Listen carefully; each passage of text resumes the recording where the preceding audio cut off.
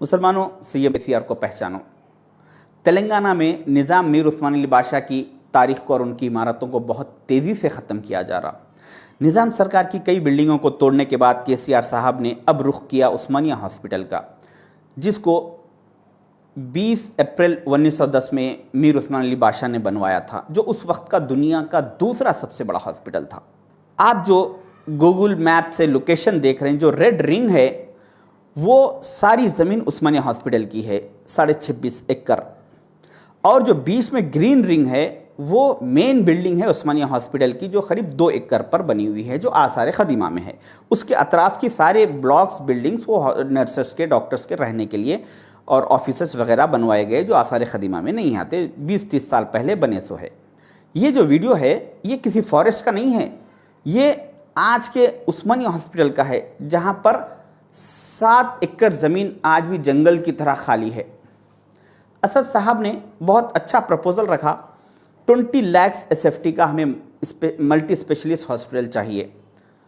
20 lakh SFT के लिए आपको सिर्फ 1.5 एकड़ ज़मीन की ज़रूरत पड़ती। केसीआर साहब ने वरंगल में जो फाउंडेशन रखा वो हॉस्पिटल का, वो 33 फ्लोर की बिल्डिंग है। आप वरंगल में बना सकते तो आप यहाँ पर भी 33 फ्लोर बनाइए। 1.5 एकड़ लैंड का एसएफटी होता है near 66,000 SFT into 33 floors means होते हैं नियर 22 लाख एसएफटी। तो असद साहब का जो टारगेट है 20 लाख एसएफटी का, वो इजीली आप सिर्फ 1.5 एकड़ ज़मीन पर रीच हो सकते, मगर वहाँ पर 7 एकड़ ज़मीन आज भी खाली है। किसी मेंटल हॉस्पिटल जाकर किसी पागल से भी अगर पूछेंगे तो वो भी इस बात की मुखालिफत नहीं करेगा कि हॉस्पिटल नहीं बनना चाहिए। हम सारे लोग हॉस्पिटल की तायद कर रहे हैं। सिर्फ ये जो आसार खदीमा की 2 एकड़ की बिल्डिंग है, इसको छोड़कर बनवाया जाए।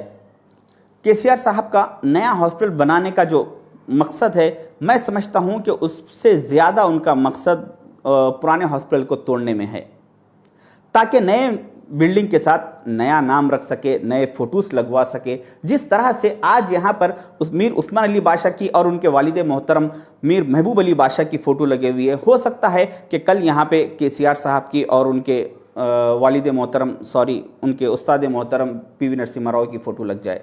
असद साहब का ये कहना कि हम नाम में कॉम्प्रोमाइज़ नहीं करेंगे, इस बात की दलील है कि नाम की भी वहाँ पर गड़बड़ होने के चांसेस है। आप उनका 2015 का स्टेटमेंट देखिए कि उस्मानिया अस्पताल जो है, वो बिल्डिंग जो है, वो ना सिर्फ हैदराबाद, तेलंगाना, बल्कि हिंदुस्तान के हेरिटेज का हिस्सा है और इसको महफूज रखना हम तमाम की जिम्मेदारी है। नए अस्पताल की जरूरत है, तो उस्मानिया जनरल हॉस्पिटल के अतराफ में 7 एकड़ जमीन है, वहां पर इसको नया हॉस्पिटल तामीर किया जा सकता है। फिर केसीआर साहब से डील होने के बाद, मीटिंग होने के बाद का स्टेटमेंट, आप वो हेरिटेज की बिल्डिंग को रखना चाह रहे रखिए, उसको डिमोलिश करना चाहते डिमोलिश करिए, हमको उससे मतलब नहीं। 30 लाख स्क्वायर फीट की लागत से एक नई बिल्डिंग को बनाइए। जिस तरह से असद साहब ने 2015 में कहा था कि ये बिल्डिंग को नहीं तोड़ना चाहिए, इसको छोड़कर बनाया जाए, आज वो आकर कहते हैं कि हमें बिल्डिंग से मतलब नहीं है, इलाज से मतलब है। कल ये आकर कहेंगे कि हमें नाम से मतलब नहीं है, इलाज से मतलब है। परसों ये कहेंगे कि हमें फ़ोटों से मतलब नहीं है, इलाज से मतलब है। बहुत गहरी साजिश के तहत आपकी तारीख को ख़त्म किया जा रहा है। केसीआर साहब ने इसी तरह वरंगल की जेल को भी मिटा दिया, जिसको आज से 135 साल पहले निज़ाम सरकार ने बनवाया था। 64 एकड़ ज़मीन थी जेल की, जिसमें से 1 एकड़ पर कंस्ट्रक्शन था और 63 एकड़ ज़मीन खाली थी। केसीआर साहब वहाँ पे हॉस्पिटल बनवा रहे हैं, जो कंस्ट्रक्शन सिर्फ 3 से 4 एकड़ ज़मीन पर चल रहा, जो 63 एकड़ ज़मीन खाली थी उस पर कर सकते थे। उस निज़ाम सरकार की ये निशानियों को मिटा रहे हैं, जिस निज़ाम सरकार ने 250 साल यहाँ पर हुकूमत की और 250 साल में उन्होंने उसी वरंगल में वरंगल फोर्ट की हिफाजत की, जिसको काकतीय किंग गणपति देवा ने 850 साल पहले बनवाया था, जो इस हालत में था कि उसकी सारी दीवारें, छत, पिलर्स गिर चुके थे।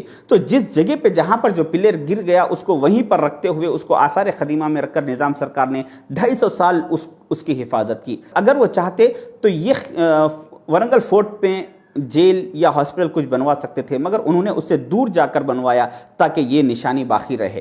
केसीआर साहब आज भी उसको आसार खदीमा में होने की वजह से उसको सिक्योरिटी लगाकर जो पत्थर जहां पर गिरा हुआ है उसको वहीं पर रखते हुए लैक्स ऑफ रुपीस खर्चा करके उसकी हिफाजत कर रहे हैं, जो करना भी चाहिए, वो आसार खदीमा है।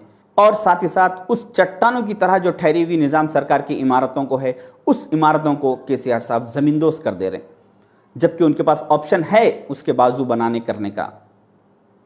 फिर आप यहाँ पे सेक्रेटेरिएट को आइए, इसको भी निज़ाम सरकार ने बनवाया था, जिसको इंडिया के टॉप मोस्ट इंजीनियर्स ने सर्वे करके बताया कि अभी 60 से 70 साल तक इस सेक्रेटेरिएट को कुछ प्रॉब्लम नहीं होगा। उसको भी इन्होंने ज़मींदोज़ कर दिया ताकि हर जगह पे सिर्फ अपना नाम हो और निज़ाम सरकार का नाम मिट जाए। शायद इतना सब होने के बाद भी अगर हम नहीं उठे, हमने हमारे हक के लिए आवाज़ नहीं उठाई, तो याद रखो हमारी सारी की सारी तारीख मिटा दी जाएगी।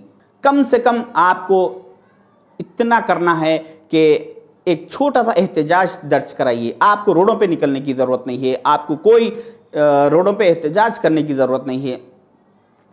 सिर्फ 20 सेकंड का एक वीडियो बनाकर सोशल मीडिया पे वायरल कीजिए। आप उसमें अपील कीजिए केसीआर साहब से कि इस हॉस्पिटल को मत तोड़िए। अगर आप इसको तोड़ेंगे तो मैं और मेरी फैमिली आज के बाद हर इलेक्शन में आपके खिलाफ हम वोट देंगे। अगर एक 50,000 लोग वीडियो बना दिए तो 100% केसीआर साहब अपने फैसले से वापस पीछे जाएंगे और इसको तोड़ने के बारे में ख्वाब तक नहीं सोचेंगे। हो सकता है कि उस्मानिया हॉस्पिटल अगर टूट जाए, जैसा कि सेक्रेटेरिएट हुआ, उसके बाद वरंगल जेल हुई, फिर उसके बाद उस्मानिया हॉस्पिटल हुआ, इसके बाद कुछ और होगा, हो के शायद कि इनकी केसीआर साहब की लिस्ट चार मीनार तक जाकर रुकेगी।